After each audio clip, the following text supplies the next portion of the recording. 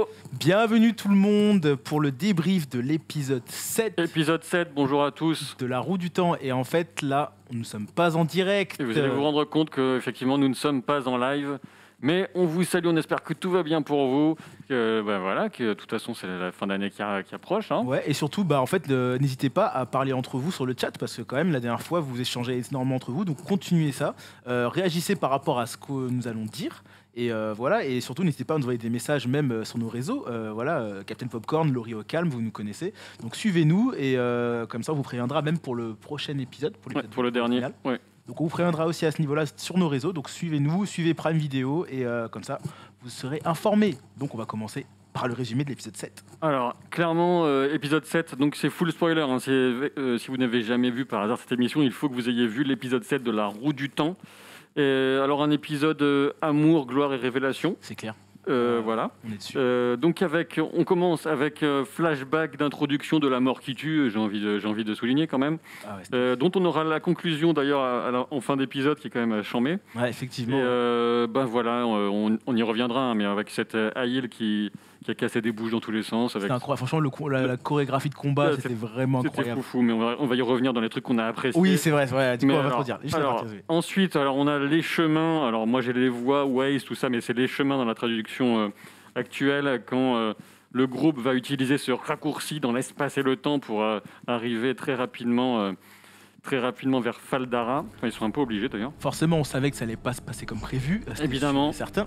Donc voilà, on attendait ce petit dénouement, ce petit truc, ce petit brindille là d'action et on l'a eu. Et en plus, on a eu une très belle surprise, moi je trouve.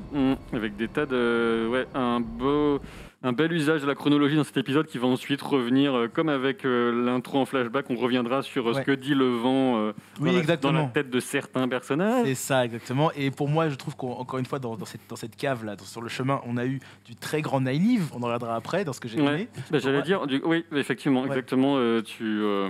C'est parfaitement ça. Il faut pas la mettre en colère, quoi. Voilà. Faut pas la vénérer, la meuf. Nynaeve, #Vegeta, moi franchement, je trouve que c'est une Vegeta. Non, mais on en parlera après, mais voilà, franchement, moi j'ai kiffé. Ensuite, on arrive donc à Faldara avec la découverte des marches des royaumes qui sont à la frontière, qui font tampon face à la flétrissure. C'est toute cette immense territoire, la flétrissure, qui est corrompue par l'influence du ténébreux, dont on découvre l'apparence en fin d'épisode. On a Mine aussi, dont les lecteurs attendaient l'introduction. C'est cette jeune femme qui a des visions, des auras qu'elle voit, des scènes qu'elle voit autour des gens qui ont notamment un destin hors du commun. Très bon personnage d'ailleurs, j'aime bien ce personnage. Mais si on le voit très peu et tout, j'aime bien ce perso, ça a l'air cool. Et puis, histoire d'amour en veux-tu en voilà dans cet épisode avec... Alors déjà, on peut dire qu'une de mes théories que j'avais dit peut-être depuis le début de la série se confirme. Lan et Nynaeve, donc ça on l'avait vu après, mais au début je l'ai quand même dit. Et là c'est vérifié, c'est bon, c'est fait. Grand théoricien, Laurie, merci. Docteur, on va t'appeler Laurie Docteur Amour, si tu souhaites. Amour, gloire et puis un truc un peu plus improbable, en tout cas qui est un peu plus surprenant, je vais y revenir aussi, avec le trio amoureux qui se forme un petit peu. Ouais, ça, on apprend que Perrine est attirée par Egwene, qu'il se cache à lui-même, etc. Donc franchement ça je m'attendais pas du tout, j'avoue pour le coup, je l'ai pas vu venir. Et c'est vrai que tous les indices sont venus d'un coup. Enfin, quoique je suis sûr que si on regarde un peu, parce que moi je me disais il est très protecteur envers Egwene, mais je me disais parce que c'était de l'amitié, parce qu'ils se connaissent depuis longtemps de village. Donc moi j'ai vraiment pris ça pour de l'amitié. Ouais, moi aussi, mais certains, j'ai vu que dans les commentaires, mais moi j'avais pas du tout capté ça, mais certains avaient dit mais quand même je pense qu'il a de l'attirance pour elle. Franchement... Dès le passage avec les gens, les Tuatan là. D'accord. Mais franchement chapeau à vous parce que vous avez bien géré. Pour le coup vous avez bien. D'ailleurs il y a aussi autre chose qu'on va parler plus tard que quelqu'un dans le chat avait découvert par rapport à Rand, mais on en reviendra plus tard. Mais vous êtes très bon. Donc, bien sûr, après l'épisode, vers la fin, on découvre enfin que Rand est le dragon réincarné. Tu reviendras dans tes théories sur la fin. Ouais. Et c'est ce qu'on nous dit, c'est clairement... un peu mitigé. J'ai envie de dire, voilà. La plupart d'entre vous, quand vous posez la question, c'était Rand, votre candidat favori. C'est clair, dans les sondages. Et puis départ, sur cette fin d'épisode qui nous promet un final... qui devrait vraiment envoyer du lourd, départ en binôme de Rand et Moiraine, au travers de la flétrissure inquiétante. C'est ça. Ouais, mais après, on vous en parlera plus tard, mais effectivement, là, on a sur du Rand et Moiraine qui vont tous les deux pour protéger les autres. Ils se disent, le dragon, c'est validé, donc on y va tout seul.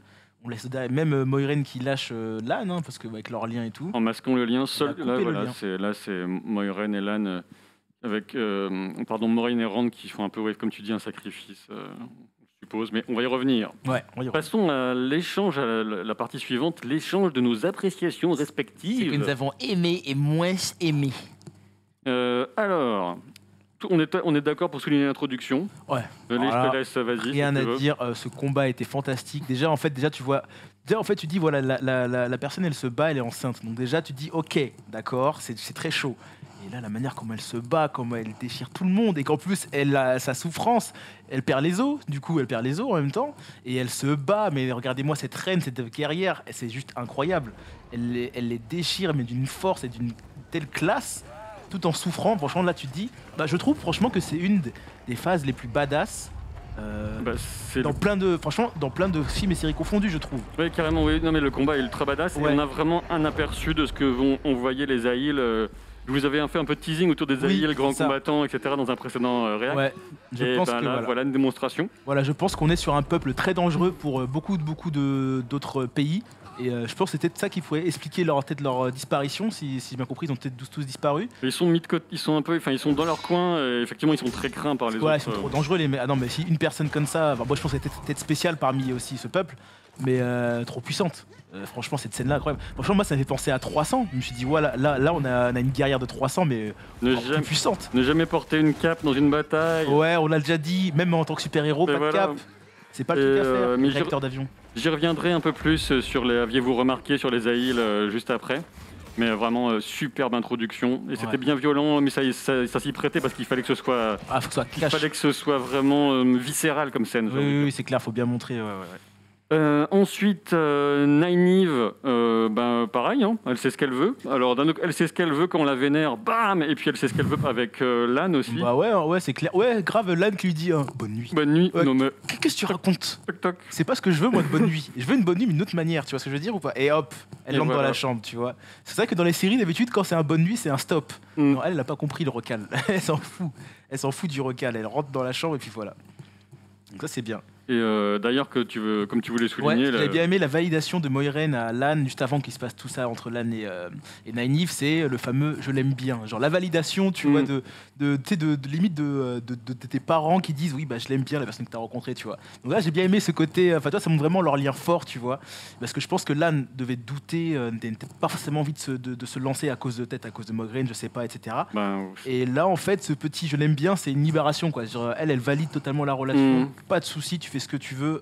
Moi, je suis content pour toi. on se situe encore un petit peu, peut-être, excuse-moi, dans le côté Moiraine qui espère pouvoir percevoir un avenir pour Lan si il lui arrive quelque chose. Exactement. Donc ça l'arrange aussi beaucoup parce que c'est vrai qu'on voit beaucoup que Moiraine se prépare un après Moiraine en fait, tu vois, pour Lan. Et c'est vrai qu'elle le pousse vraiment à couper le lien, elle le pousse à avoir une vie, quoi, en fait. Mm. Et en plus, avec cette histoire de royaume perdu, on sait que Lan, quand même, a un destin. Ouais, on va y revenir Ouais, aussi. un autre destin, quoi. Donc voilà. Ouais, c'était chouette. Moi, j'ai beaucoup apprécié sur un tout autre registre l'ambiance architecturale de Faldara, la forteresse. Ouais. Quand ils arrivent, je trouvais que c'était bien typé, mais sans ça va comment dire piocher des références à différentes civilisations, mais sans qu'il y en avait vraiment une qu'on ne vrai. dit pas c'est comme la Chine ou c'est comme C'est vrai, c'est un le mélange. Moyen-Orient, je sais pas quoi. C'est un mélange super sympa, j'ai bien aimé. C'est ça que j'aime bien, me semble. Dans chaque ville, on voit toujours ce melting pot assez fort.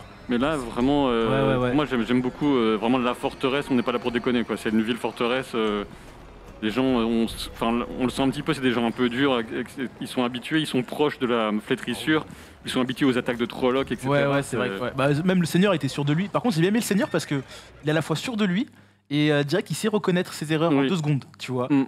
Genre, ça, j'ai bien aimé ce petit retournement en mode oh, pardon, je vous ai offensé. Tu sais, en mode ouais, nous, on sait ce qu'on fait. Après, oh, pardon, je vous ai offensé. Mm. Bah, ça, j'ai beaucoup aimé ce côté-là, en fait. Truc-là. Alors, moi, ce que j'ai bien aimé aussi, c'est les prédictions de Lynn. Ça s'appelle Lynn ou Mine. Mine qui relance, je trouve, l'intrigue pour de futures phases. Donc en fait, c'est bien parce que voilà, là, l'intrigue jusqu'à maintenant, c'était bon, qui est le dragon, Mm. Là, on approche du but. Et là, en fait, là, avec la clairvoyante, boum, ça te montre qu'il y aura d'autres phases qui vont arriver plus tard. D'autres révélations. Voilà, d'autres façons, je d'autres- pense que c'est des petites bases qui sont posées sûrement pour la saison 2. Et ça, j'ai beaucoup aimé du coup ce passage-là. Donc c'est bien, ça relance. Donc on va reparler pour moi de Nynaeve sur le chemin là.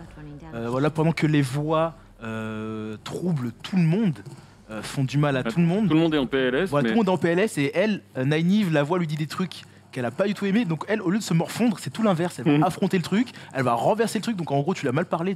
La voix en fait a fait une erreur. Voilà. Là pour moi, pour le coup, la voix a fait une grave erreur en disant à Nynaeve qu'elle va tout perdre, etc. Elle a fait tout l'inverse et ce qu'elle a fait, c'était incroyable. Encore. Bonjour Nynaeve, je suis la voix. Ouais, grave. Ouais, ça m'a vénère de ouf. C'était incroyable. Non mais là du coup, elle a mis tout le monde d'accord. Enfin, je sais pas, mais même Moiraine, elle a pas pu venir. Enfin, franchement, sans ça, ils auraient été tous dans la merde. Parce que là, clairement, elle a sauvé tout le monde. Encore une fois. Donc c'est pas la première fois qu'elle sauve tout le monde. Hein. La dernière fois, elle a guéri tout le monde. Là, elle sauve tout le monde. Non mais regarde, c'est ce seum. Donc vous voyez que être têtu, c'est un défaut, mais c'est parfois une qualité. Voilà, exactement. Donc pour elle, c'est vraiment... en fait, c'est pour ça que j'aime beaucoup ce personnage. Parce qu'elle rigole pas, elle est fidèle à elle-même. Dans tous les cas, on lui dit pas ce qu'elle doit faire, en fait, tu vois. Et ce qui est très intéressant, mais on va peut-être y revenir, c'est révélateur de la motivation profonde, on va dire, ou des faiblesses de chacun des personnages.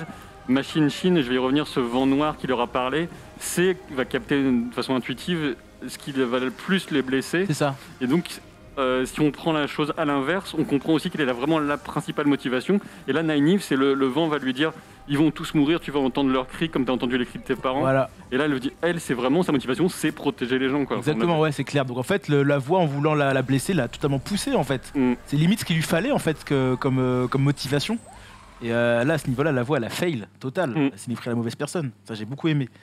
Voilà, le truc que j'ai moins aimé, enfin, là c'est un personnage que c'est pas que j'aime de moins en moins, mais je me dis, bon, toi, il va falloir que tu te réveilles, c'est Egwene. Parce que Egwene, on le voit, on le comprend, même dans l'épisode d'avant, quand la chère d'Ameline lui a dit, toi, t'es très forte, et Egwene l'a pris pour elle direct. Alors qu'en fait, voilà, elle bombait le torse, alors qu'en fait, elle parlait de Nynaeve. La canalisatrice la plus puissante depuis 1000 ans. Exactement, donc en fait, je pense que là, elle est dans une phase où elle se surestime beaucoup. Et d'ailleurs, la voix l'a dit que, en gros, t'es inutile, etc. Parce que je pense que c'est sa plus grande peur. Et donc, du coup, pour combler ça, elle se prend pour l'instant ce qu'elle n'est pas pour l'instant. Et le deuxième exemple, c'était après avec les révélations de Rand, où elle a directement pensé que c'est elle qui a repoussé le Trolloc sur le chemin là, dans la cave, que c'est elle qui l'a directement repoussé alors qu'elle a même pas, elle a même pas utilisé la force et tout. Et donc en fait c'était Rand qui a fait ça. Donc en fait c'est ce côté je suis forte, je le sais, mais pour l'instant elle a rien montré de ça en fait. Elle a juste fait une petite flamme dans la tente et tout. Et même dans la manière dont elle parle, pour elle le destin d'être le dragon, elle le prend, elle est fière avec ça et tout, alors que en fait pour l'instant tu n'as rien montré, Egwene. Et ça en fait. Ah, on dit que mon écharpe gêne. Pourtant elle est très jolie. Voilà. Merci, très joli. Voilà, désolé. Donc si ça gênait pendant le chat. Donc voilà. Donc pour moi, Egwene, petit personnage qui pour l'instant doit évoluer. Parce que là, elle porte la quête du dragon, comme une reine et tout, mais pour l'instant, elle n'a rien prouvé, quoi. Moi, j'ai pas la même. Je dois dire que là, j'ai pas la même lecture que toi sur le personnage, et que moi, j'y vois pas un péché d'orgueil, j'y vois plus une extrême volonté de bien faire en fait. Elle a le côté ultra bon élève et elle a peur de ne servir. Elle est terrorisée à l'idée d'échouer, de servir à rien, etc.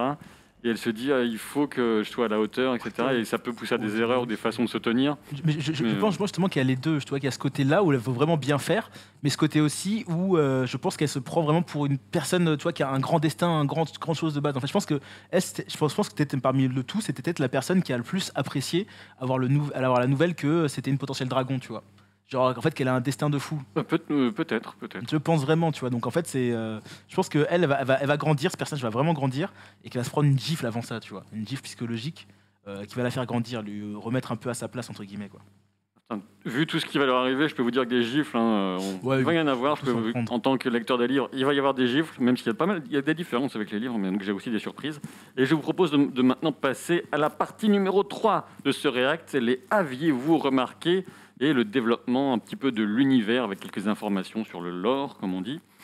Alors, j'ai envie de commencer par le début. Je sais, c'est un peu dingue, c'est fou, mais de revenir sur cette Aïl, qui est donc la mère biologique de Rand, et qu'on voit au tout début porter un voile. Alors, a priori, dans cet univers, c'est pas du tout une question de virus. Hein. Mais il faisait froid. Mais en fait, je voulais quand même y revenir. Après, on va sans doute, la série va plus en parler, mais c'est pas anodin, cette histoire de voile entre les Aïls, la violence et les voiles. Je vais pas tout vous révéler, mais en gros, il y a un truc, c'est pas complètement, ça sort pas de nulle part, ça fait partie de leur coutume, comme je vous avais un peu teasé la première fois qu'on avait entendu parler des Aïe dans la série, ils ont de nombreuses coutumes, l'honneur est ultra important, ils ont des règles à respecter, et le voile, vous le découvrirez, fait partie de ces nombreuses règles qu'ils ont dans leur comportement, etc. D'accord, ok. Alors, ensuite, un petit mot sur ce fameux vent sombre, maléfique dans les chemins, qui s'appelle donc Machine Shin. Et là, je dois vous dire que même, et peut-être qu'ils vont le changer dans la série, mais même dans les romans, on ne connaît pas vraiment l'origine de ce vent. Ok. On sait que les chemins, comme on peut le comprendre, hein, quand Loyal Logier, il explique au tout début, quand ils sont en train de marcher sur les chemins, auparavant, il y avait en gros des arbres qui poussaient sur les plateformes. Ouais, Et il y avait en gros, on peut supposer qu'avant, il y avait de la lumière qui permettait à la végétation de croître. Donc c'était un lieu totalement différent à l'origine. Les chemins. C'est bien pourri là. Et là, c'est la corruption qui les a complètement envahis. Et on peut supposer que ce Machine Shin, ça peut éventuellement être quelque chose qui avait été pensé à l'origine pour aider d'une façon ou d'une autre, pour empêcher les gens de tomber, et qui a été complètement corrompu, qui s'est nourri de tous les gens qui ont pu mourir à l'intérieur, de leurs âmes tourmentées. D'accord, ouais, les peurs et les compagnies, quoi. Okay. Et Loyal a même dit que si on tombe, en fait, on tombe à l'infini. Ouais, tombe dans le vide, ouais. On tombe sans fin, en fait. Ouais, voire pire, ce qui paraît. Donc voilà, c'est quand même un endroit très très particulier qui pourrait peut-être être réutilisé dans la suite de l'histoire, allez savoir. Ensuite, Padan Fain, alors ce petit coquin qui se balade, qui se promène. C'est incroyable lui. Vraiment, voilà, c'est pas où est Charlie, c'est où est Padan. Ouais, grave. Le gars, il passe à côté de tout sourire, Fred Terra, les mecs ils sont fous royal. J'adore ce perso pour l'instant. Et tranquille, il les a suivis, on a entendu le sifflement. Donc dans les chemins, on entend le fameux sifflement, maintenant on commence à le reconnaître, le sifflement de Padan Fain. Et là, j'ai jamais remarqué moi. Il sort tranquillement des chemins. Hein. Donc il est passé, bon, on ne sait pas comment il a réussi à activer, à sortir. D'ailleurs, on le voit, Padan Fain, pendant une demi-seconde, quand le vent arrive, il y a une genre d'éclair, on voit une silhouette, et en fait c'est lui. Oui, bien on le voit pendant une demi-seconde. Exactement. Et donc, évidemment, là encore, je ne vais pas vous répondre, mais c'est qui ce type exactement? Vous devez commencer à vous dire, ça peut pas être un simple humain, il a forcément quelque chose en plus. Oui, c'est sûr, il traverse tous les. Enfin, en fait, c'est comme si les Trollocs ne le voyaient pas, comme si le vent noir ne le voyait pas. Enfin, voilà. Mais quel rapport il a avec les Trollocs aussi? On sait pas. Ouais, c'est vrai. Pas vraiment.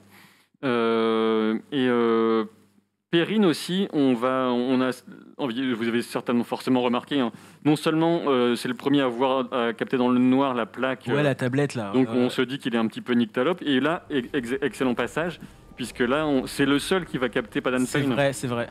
Donc ça veut dire qu'en fait, en termes de perception, il est. En fait, ses sens sont aiguisés. Exactement. Ses sens sont plus aiguisés. En fait, on voit que le côté loup commence à prendre le dessus, en fait, parce que clairement, le mec voit c'est dans le noir qu'il voit ou il va de loin? Dans le noir, là. Ouais, en gros, il voit dans le noir. Là, son instinct, il sent les présences. La voyante, elle le voit avec du sang dans la bouche, quand même. Ouais, les yeux jaunes sont dans la bouche, donc comme si plus tard il allait faire le loup. Quoi. D'où on est toujours dans l'ambiguïté, l'ambivalence de ce personnage par rapport à la violence. C'est ça. Et, oui. On sent que le mec a une violence en lui assez puissante. Et personnellement, j'ai très envie de le revoir se battre, en fait. C'est ça. Même s'il n'a pas envie d'être, mais peut-être aller savoir qu'il est doué pour ça. Après, un mot quand même sur les visions de mine qui étaient, comme tu l'as dit, très intrigantes, qui relancent l'intrigue, qui nous hype bien, qui nous tease, qui nous font du foreshadowing. On peut utiliser tous les anglicismes qu'on veut pour la suite. Et comme j'ai déjà dit, Robert Jordan, l'auteur principal, on va dire le créateur de La Roue du Temps, des livres, c'est un des grands maîtres du foreshadowing. Ah, c'est bon ça. Et là, évidemment, quand on veut faire du foreshadowing, les visions, tout ça, c'est toujours cool. Ouais, c'est clair, j'avoue. Comme les prophéties et autres outils. Et donc, alors elle voit une bague dorée, une flamme blanche pour les filles, pour Iguane et Nynaeve. Voilà, donc on va mettre une Aes Sedai et flamme blanche, qu'est-ce que ça signifie, on sait pas encore. La flamme blanche, je dirais juste la flamme blanche de Tar Valon. C'est un terme qui existe par rapport aux Aes Sedai, mais je n'en dirai pas plus, vous verrez. Et un bébé pour Rand, ce qui est pas anodin, ce qui est assez intriguant. J'avoue. Donc en fait, ça laisse supposer que les gens vont survivre après cette étape. Et puis par rapport à Moiraine aussi, c'est peut-être la dernière, mais aussi peut-être la plus importante. C'est pas la moins importante, parce que donc par rapport à Moiraine, elle lui dit la chair d'Armyrlin en tenue de cérémonie qui causera votre perte. Et forcément, on voit le visage de Moiraine qui se décompose parce qu'elle a un lien tellement Bah ouais, c'est particulier. ça. Ouais, donc qu'est-ce qui va se passer entre elles? Est-ce que ce sera fait exprès ou pas? Je pense que ce sera peut-être pas fait exprès hein, par rapport à cette perte. Parce qu'on voit mal la chère Damine trahir Moiraine, mais en tout cas, ouais, ça donne, beaucoup De grain à moudre. de grain à moudre, effectivement. Et deux trucs encore, pas des trucs, hein, des sujets, avec pourquoi, mais j'ai même pas la réponse. En fait, je voulais juste attirer votre attention sur cette question. Le chat. Pourquoi Moiraine balance les rouges? Parce qu'elle fait envoyer le message. Oui, elle balance Matt au rouge, effectivement. Elle dit que les rouges devraient trouver Matt Cotton, mais je sais pas vraiment exactement pourquoi. Bah, en fait, là, la première chose qu'on peut penser, c'est de dire, parce que comme Moiraine a déjà dit qu'elle sentait vraiment la noirceur en Matt et que si Matt était le dragon, il aurait fait le choix le plus sombre. Là, elle se dit, bah, on peut penser que si elle envoie au rouge, c'est pour le briser de ses pouvoirs. Mais alors, est-ce qu'elle croit vraiment qu'il est capable de canaliser? C'est ça la question. Bah, par contre, elle a dit un truc intéressant par rapport à la dague, parce qu'en fait, elle a dit, la dague a mis sa noirceur, mais Moiraine a dit que la dague se nourrissait de Matt, tout autant que Matt se nourrissait de la dague. Donc en fait, là, pour elle, clairement, la noirceur de Matt, elle vient pas de la dague, elle était déjà là bien présente avant. Il y en a des deux côtés, et que c'est pour ça aussi qu'il a été attiré, lui, par cette dague. Et qui résistait aussi depuis longtemps, parce qu'en fait, elle a dit que n'importe qui serait déjà mort en plusieurs semaines, bien des semaines avant, et Matt, lui, résistait totalement à la dague. Ah, c'est pas n'importe qui, Matt Cotton, hein. Exactement. Je vous rappelle que c'est mon personnage préféré des livres, donc voilà, j'espère que... carrément. Mais alors, quand même, je sais que les théories, c'est plus ton truc, mais là, comme j'ai pas de réponse, je me dis peut-être qu'elle envoie tout simplement aussi les rouges, parce qu'elle sait que c'est les sœurs les plus efficaces pour trouver des hommes, et que ça lui permettra au moins de mettre la main sur lui et de le retrouver au retour sans qu'il se mette trop dans le pétrin, ou en permettant justement que des sœurs puissent veiller à ce qu'il soit éventuellement soigné davantage s'il en a besoin. Ce serait risqué, très risqué. Ouais, mais c'est quand même risqué parce que les sœurs... C'est risqué, mais... Parce qu'en plus, surtout qu'elle ne veut pas aller à la tour. Donc en fait, à la tour, elle ne pourra même pas gérer son jugement, en fait. Exact. Et des sacs et tout. Donc c'est vraiment ce choix très ambivalent, un petit peu... Est-ce qu'elle est cruelle à ce point-là? Ouais, j'avoue. Et enfin, dernier point, quand même, pour revenir sur Malkier, qui est le nom du royaume perdu de Allan Mandragoran. Oui, de Lan, on sait que donc c'est le roi sans couronne, le roi sans royaume, qui était vraiment en gros le prince héritier qui a dû être évacué alors que ce royaume tombait. C'est pour ça Aragorn un petit peu. Oui. Tu vois, ce roi qui n'a rien pour l'instant et tout. Exactement. Et qui a clairement, Robert Jordan ne cachait pas ses influences sur tout le début et sur des éléments importants de la saga du Seigneur des Anneaux. Sachant qu'on dit souvent que c'est vraiment le lien entre la fantasy classique et la fantasy moderne, la roue du temps. Donc là, c'est bien. Et effectivement, Malkier, pour la petite ou la grande histoire, c'était le royaume des marches le plus exposé à la flétrissure. Oui, ils ont pris cher dès le début. C'était vraiment ceux qui étaient en première ligne. Et il est tombé malheureusement. Donc on comprend aussi toute la volonté de cet homme de combattre les armées du Ténébreux. Ouais, c'est ça, c'est clair. C'est inscrit dans son histoire, dans sa chair. C'est vrai, c'est vrai. Bon, enfin, dans sa chair même, oui, on l'a vu quand il est torse nu avec les oui, il a pris cher. On sent que le mec a du vécu. Et voilà, donc passons à la quatrième partie. La théorie. Et là, ça va être toi qui vas parler beaucoup. Ah mais du coup, c'est toi qui commence du coup. Je vais commencer. Petite théorie. Moi, ça va être plus sur les différences avec les livres. Parce qu'on a des jeux amoureux qui sont des relations amoureuses qui sont différents par rapport aux livres. Effectivement, cette histoire d'attirance de Perrine pour Egwene, c'est pas dans les livres. Donc moi, je ne sais pas où ça va aller. C'est plutôt intéressant pour moi. Je me dis, c'est pour ça que j'avais pas du tout... Ouais, t'as pas vu venir. J'ai pas vu venir comme toi. Le livre ne pouvait pas du tout m'aider là-dessus. Et je pouvais pas l'imaginer. Pourquoi pas? Ça rend, c'est vrai, la mort accidentelle de son épouse encore plus dure. Encore plus dramatique. Oui, c'est ça. Le mec s'en veut. Déjà que le mec, il s'en voulait parce que c'est lui qui l'a tué. Mais si en plus son amour était pas vraiment sincère. Après, c'est vrai que quand du coup, quand on se rend compte du début de la série, qu'on voit qu'ils sont ensemble, mais qu'elle est extrêmement énervée. Je sais pas si t'as vu le début de la série, mais sa femme, ils sont pas ensemble parce qu'au tout début, Perrin est dans le bar. Tu te souviens? Sa femme, elle est encore en train de travailler. Voilà, elle est vénère pour quelque chose. Et on sait pas pourquoi elle est vénère. Donc est-ce qu'ils ont eu cette discussion-là avant? Elle se doute peut-être de quelque chose. Peut-être qu'elle a remarqué que Perrin était attiré par Egwene et que du coup, c'est pour ça qu'elle pouvait pas venir au bar fêter fêter le cours, enfin Beltane, c'est un peu leur équivalent de Noël, quoi. Ouais, non, en plus c'était pour fêter le retour d'Hyguen de son épreuve. Oui, aussi, oui. Ouais, tu vois, donc en fait, est-ce qu'en fait c'était pas un foreshadowing de ce qui s'est passé entre eux, tu vois? Donc en fait, c'est pour ça que dès le début de la série, en fait, ils étaient déjà en pleine dispute, en pleine crise de couple. Et en fait, du coup, finalement, ça prend peut-être sens. Donc dites-moi, regardez dans le chat si justement vous voyez un lien entre le début de la série, parce que le couple allait mal, et entre cette partie-là, donc peut-être que c'est un sens au final. Certainement.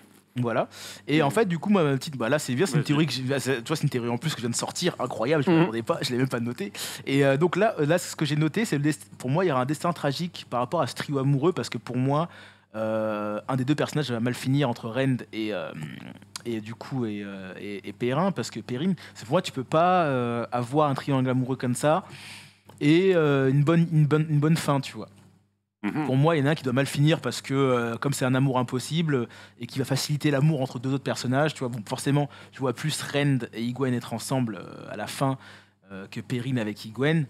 Dites-moi regardez dans le chat si vous pensez que Hyguen et Perrine ont une chance en tant que couple. À moins qu'ils meurent tous les trois, je veux dire. À moins qu'ils meurent tous les trois, c'est vrai, mais bon, ça, je pense pas non plus. Tout le monde meurt, on est tranquille. Parce que moi, je pense que toi, Perrine est tellement tourmentée par la mort de sa femme, par ce qu'il ressent. En plus, du coup, ça fait trahison envers son meilleur ami, trahison envers sa femme qui est décédée. Enfin, je me dis, le mec, s'il se met avec Hyguen, il y aura beaucoup trop de choses horribles auxquelles il va penser. Il peut pas être à la fois être avec Hyguen et être serein dans sa tête. C'est pas possible. Donc pour moi, c'est un amour qui est impossible de base par rapport à tout ce passif. Donc moi, je pense que voilà, Perrin, il va mal finir, peut-être pas avec la mort, mais une séparation de ce groupe-là, il va partir ou va mourir parce que voilà, il peut pas rester avec ce duo avec Rand et Hyguen. Donc voilà, petite théorie.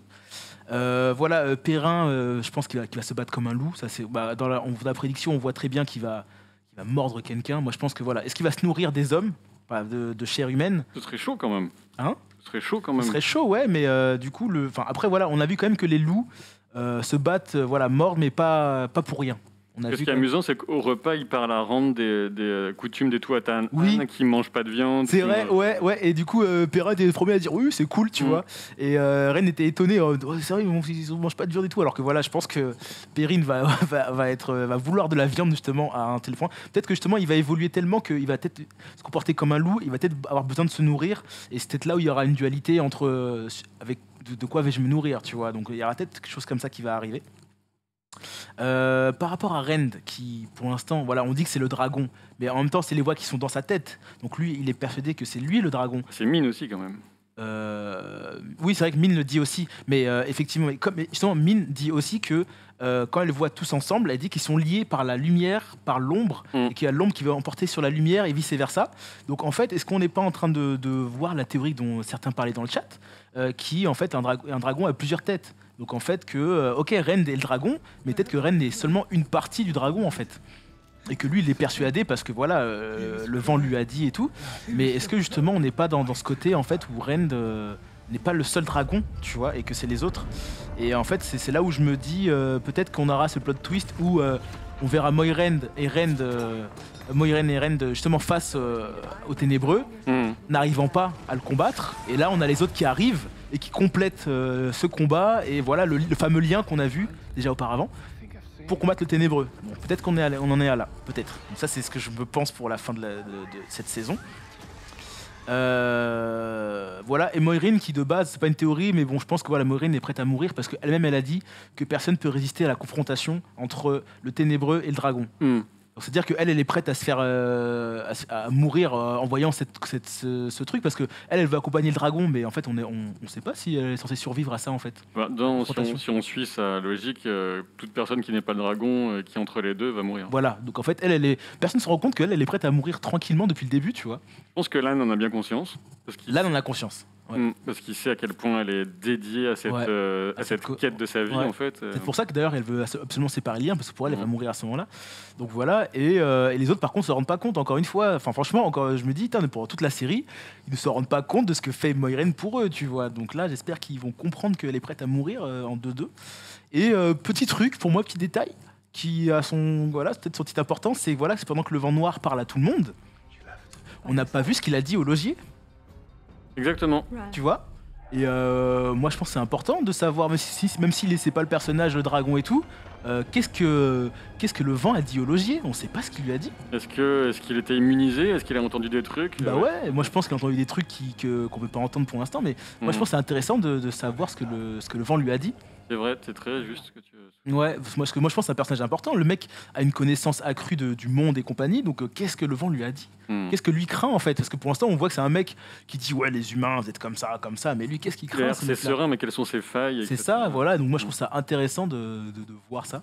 Donc voilà, c'était la fin de mes petites théories. Eh bien, on passe à la 5e et dernière partie de l'émission avec nos attentes pour la suite et fin, en tout cas, de cette saison. Nos attentes, on pourrait d'ailleurs parler de nos attentes pour la saison... On parlera de nos attentes pour la saison 2 quand on couvrira l'épisode 8. C'est vrai. Mais là, déjà, pour le dernier épisode de la saison, qui sortira si je ne dis pas de bêtises, le 24 décembre. Ouais. Vendredi 24. Joyeux Noël. Et donc, qu'est-ce qui... évidemment, forcément, comme tout le monde, qu'est-ce qui attend vraiment Rand et Moiraine? Qui vont-ils vraiment rencontrer? Est-ce qu'il y aura de l'adversité en route? Parce que quand même, ils sont en train de traverser la fissure. C'est impossible que ça se passe bien ce moment-là. Elle peut pas traverser tranquille, ramasser les champignons et tout. On va là-dedans, t'inquiète pas. Ouais, tranquille. En plus, ça avait l'air long le chemin, le truc est interminable. Et puis bon, Rand, il est bien gentil, mais c'est pas l'âne, quoi. Tu vois. Ouais, voilà, c'est clair. Bon, on sait que son peuple est archi bouillant. Ouais, mais pour l'instant, il a pas l'entraînement de l'âne, quoi. C'est ça. Et donc ça va être certainement chaud pour leur miche. Et comment ça va se passer? Qui y aura vraiment? Est-ce que c'est ce à quoi on s'attend? Mais je me dis, comme maintenant Reign a conscience que c'est le dragon qui a le pouvoir et tout, ouais. Est-ce que là il n'y a pas justement se lâcher à ce niveau-là et aider Moiraine bien comme il se doit, quoi. Donc, ouais. Je pense que ce qu'on espère tous, c'est que après qu'on ait vu Nynaeve envoyer du lourd à plusieurs reprises, je pense qu'on a envie de voir Rand dévoiler sa puissance, quoi. Et d'ailleurs, j'ai un truc que j'ai oublié de parler, dans le chat, quelqu'un avait deviné l'épisode 2, lorsque Reign défonce la porte, quelqu'un avait dit ouais, c'est pas normal que Reign défonce une porte, tu vois, comme ça aussi facilement. Et d'autres avaient dit bah non, peut-être la porte était en bois. Donc voilà, même moi je me suis dit ouais, bon, la porte est en bois, donc c'est rien. Donc en fait, vous aviez raison. À ce moment-là, il a utilisé la force du ténébreux, enfin du dragon, pour défoncer la porte. Ouais, le pouvoir unique, le pouvoir unique. Voilà. Mais je pouvais rien dire à l'époque, mais je me disais oui, il a dû utiliser. Voilà, donc très bien vu encore de la part du chat. Donc c'est très très bon. Donc n'hésitez pas à dire ce que vous pensez parce que la part du temps, c'est assez vrai, quoi. Et est-ce qu'on va voir les autres, tout le reste du groupe, y aller malgré tout? Ce serait bien dans leur... Je pense qu'ils vont y aller. Tout ça pour mourir, peut-être. Bah ouais, c'est vrai. Donc, mais je pense qu'ils vont y aller parce qu'ils veulent pas laisser Reign tout seul. Peut-être qu'ils auraient quand même dû laisser un petit mot. Rand, c'est le dragon réincarné. Vous rentrez chez vous, mangez le gâteau, pensez à nous. Allez à la taverne, faites des crêpes. De la bière. Mais attends, mais du coup, je me dis, s'ils y vont tous... c'est tous des dragons, logiquement Matt est un dragon, donc en fait ils vont pas réussir à taper le ténébreux s'il n'y a pas le dragon complet. Ma théorie est remise en cause. C'est vraiment la théorie du dragon robot en plusieurs parties. Ah ouais, Megazord. Ouais, exactement. Dragon Megazord. Pardon. C'est Power Ranger, vas-y. Et voilà, bon bah normalement grosse confrontation magique. C'est ce qu'on attend, voilà. Alors, peut-être qu'il n'y aura pas que de la magie, mais bon, on a Moiraine qui n'est pas une manchotte en termes de magie, et Rand qui... Est-ce qu'il va réussir? Est-ce qu'il vraiment, pour l'instant, il a juste pété une porte et il a poussé un trolloc. Voilà, c'est ça, c'est pas grand-chose. Par rapport à Nynaeve, voilà, c'est peanuts. Donc, mais voilà. Normalement, ça devrait tabasser. Voilà. Donc, merci de nous avoir suivi ce live qui n'était pas en live, n'est pas en direct. Donc, j'espère que ça ne vous a pas trop gêné, que vous avez quand même pu parler entre vous et nous écouter voilà, ce qu'on a dit, parce qu'on a dit des choses quand même assez intéressantes. Peut-être pas. Vous pouvez nous dire en commentaire aussi sur le replay sur YouTube. Ouais, voilà. Et n'hésitez pas à nous envoyer des messages, à nous dire oui, ça on n'a pas trop aimé, ça on a aimé. Donc, n'hésitez surtout pas, nous on est là. Et donc, on se retrouvera pour la couverture de l'épisode 8, bien sûr. On vous préviendra sur nos réseaux pour la date. On n'a pas encore de date précise. Oui, on n'a pas encore la date exacte parce que voilà. La vie. La vie, la fête de fin d'année, tout ça. Voilà. Donc, si on ne se voit pas avant, passez de bonnes fêtes. Reposez-vous, profitez de vos proches, etc. Et bonne série. La roue du temps à fond. Profitez bien. Ciao, ciao. À la prochaine, salut. Bisous.